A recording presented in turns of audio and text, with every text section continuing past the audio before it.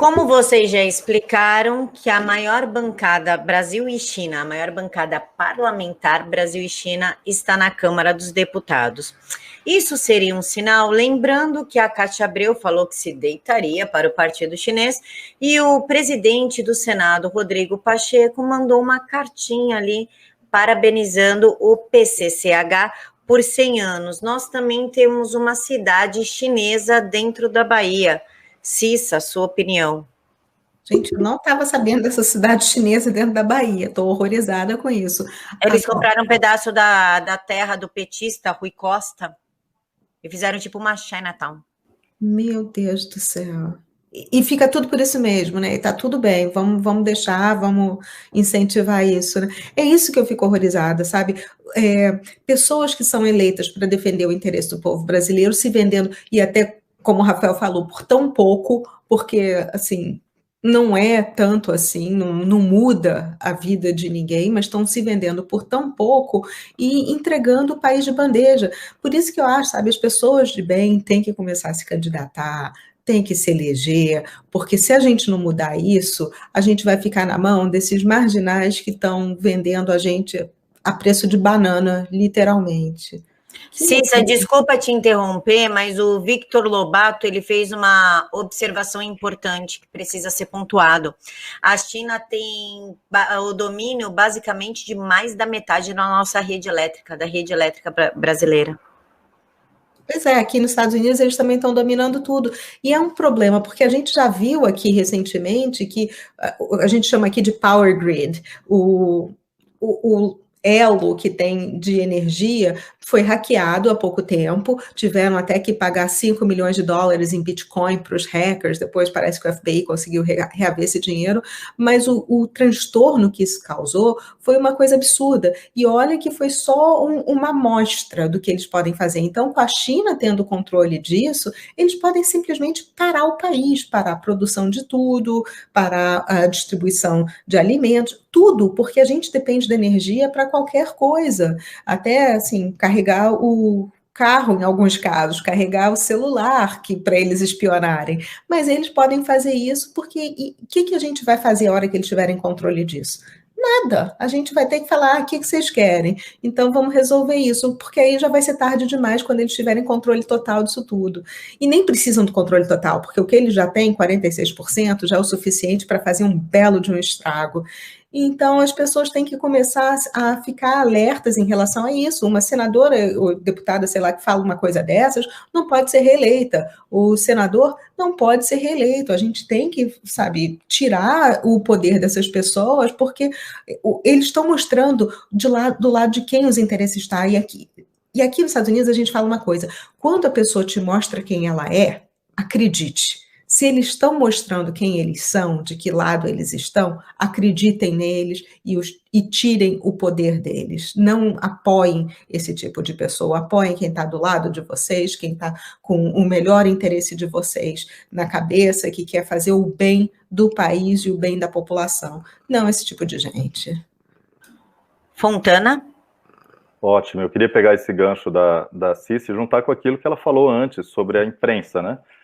O que acontece? Essa formalização de parceria da Band com a CGTN, que é simplesmente a CCTV lá na China, que virou CGTN no exterior, que é um canal do China Media Group, onde eu já trabalhei. O que acontece? Eles fingem que é uma parceria comercial, não existe compra de fato de ações ou de uma parcela da empresa, só que eles estão injetando dinheiro estrangeiro ali. Você precisaria fazer uma investigação muito bem calculada, muito profunda, que levaria aqui no Brasil, a gente sabe, demora meses ou anos para você descobrir que alguma irregularidade foi feita ali, que o dinheiro está entrando de forma ilegal e está ajudando uma emissora brasileira a disseminar a informação, a propaganda comunista aqui. Mas, principalmente, ela está colocando dinheiro dentro de uma emissora brasileira, o que é proibido por lei. Né? Como nós sabemos, a mídia brasileira, muito mais que a americana, ela está completamente quebrada, porque ela dependia muito do capital público e hoje secou o dinheiro, principalmente do governo federal. Então, ela está quebrada, ela já estava endividada antes mesmo, porque elas sempre se endividaram, né, Cissa? Como é que a gente tem revista aqui como a Isto É, que ela está quebrada desde 2007, Faz 14 anos que ela está quebrada e continua funcionando, né, devendo tudo, absolutamente. Não paga mais salários, não paga os passivos trabalhistas, não paga fornecedor, os donos não têm mais nada no nome deles, ou seja, a Editora 3 está completamente falida e essa revista, Isto É, continua circulando.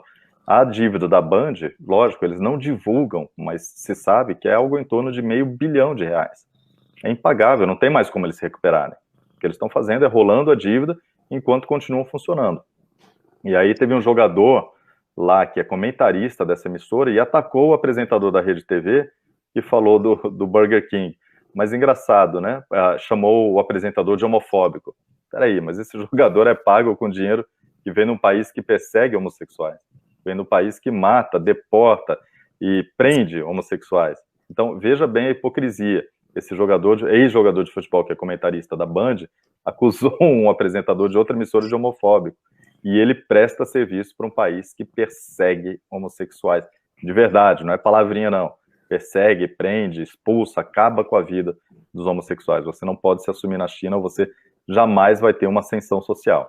Então, isso tudo é muito importante. Isso que a Cissa falou sobre a mídia é importantíssimo. E teve algum outro ponto, agora eu vou lembrar daqui a pouquinho, porque são muitos assuntos importantíssimos quando a gente fala sobre a rede energética, elétrica, as pessoas se lamentam, as terras do Brasil, meu Deus, vendeu, nunca mais, acabou, isso aqui vai virar China. Não, tem que fazer o que eles fizeram.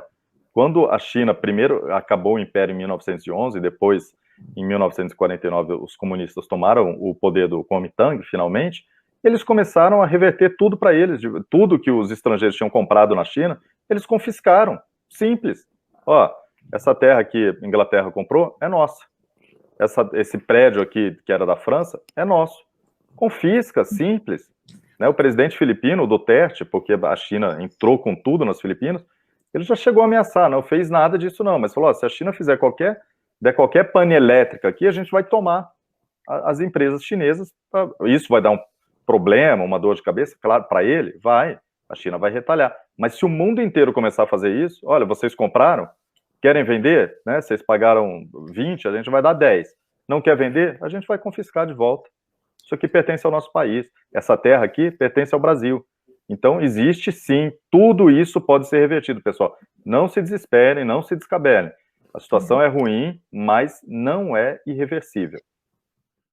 Pergunta do Sérgio Cardoso, Camila, e eu repasso para você, Rafael Fontana e Cissa Bailey. Os parlamentos ocidentais, em sua maioria, são controlados pelo dinheiro do Partidão Oriental? Cissa.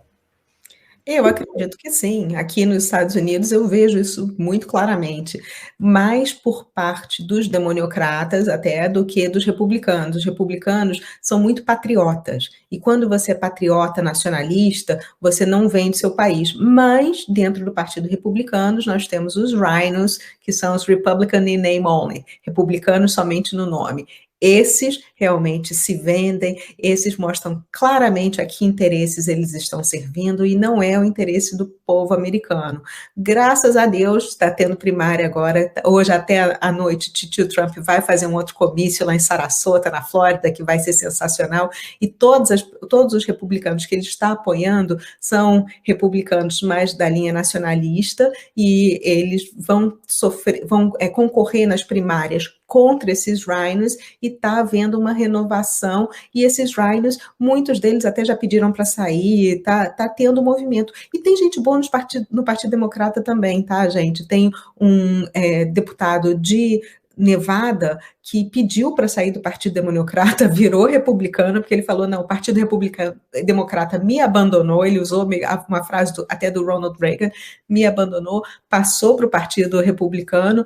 Então tem gente boa que está acontecendo, mas infelizmente sim, a maioria aqui nos Estados Unidos está controlada. Eu vejo o mesmo na Europa, eu tenho amigos que moram na Dinamarca, na França, na Espanha e na Itália, e eles falam a mesma coisa. Então eu estou vendo que está tendo esse movimento, e aí no Brasil isso é extremamente claro, né? A gente vê o que está acontecendo, então eu acredito que sim. Rafael Fontana, por gentileza. Olha, ótima pergunta aí do nosso amigo, né? Aqui tem mais uma coisa, onde o globalismo se encontra com o multilateralismo, e se fundem praticamente. Qual que era uma forma muito mais fácil de você controlar a Europa inteira, em vez de você pegar país por país, deputado por deputado, parlamento por parlamento, né? Era o Parlamento Europeu. Ainda é. E se enfraqueceu com a saída do Reino Unido. Por isso que a China foi tão contra o Brexit. Fez de tudo para inviabilizar o Brexit, assim como os globalistas. Não conseguiram. Então a Inglaterra saiu, enfraqueceu um pouco do Parlamento Europeu. Mas hoje, o Parlamento Europeu tem muito mais poder do que os parlamentos isolados dentro de cada país. Da Itália, da Hungria, né, que estão tentando se soltar, da Polônia, mas o Parlamento Europeu ele tem uma força imensa hoje na Europa. É muito mais fácil você controlar esses parlamentares, até porque eles estão distantes, né? Os burocratas de Bruxelas, eles estão longe da população, né? É um que veio ali da Grécia, não sei o que lá. Eles vão trabalhar em Bruxelas, longe fisicamente, e também longe de qualquer alcance de controle, na verdade, né? As pessoas, o Parlamento Europeu, ele tem uma autonomia incrível e ele influencia nas decisões de todos os países da Europa. O que a China faz? Vai lá e ataca, justamente penetra no Parlamento Europeu. Tentou fazer isso daqui também com o Mercosul, não deu certo, né? Queriam criar alguma forma de parlamento aqui, não deu certo, então a China vai penetrando sim onde ela pode. E o que ela fez na OMS?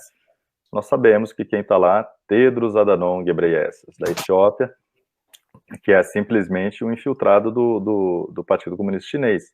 Ele foi do Partido Comunista da Etiópia, fez um trabalho horrível sanitário na Etiópia, e agora, então, para a China é muito mais fácil, de novo, você controlar algumas agências internacionais, algumas entidades globais, do que propriamente o parlamento de um país.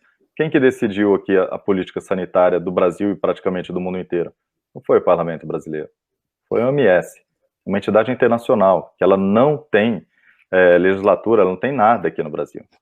Ela pode ser um órgão orientador, mas foi ela que decidiu como que seria o tratamento, como que as pessoas deveriam se vestir, se usava a focinheira ou não, se deveria se isolar ou não. Então, essa é uma forma de penetração da China em todos os países, organismos internacionais e parlamentos internacionais, de blocos, né, como aconteceu na Europa.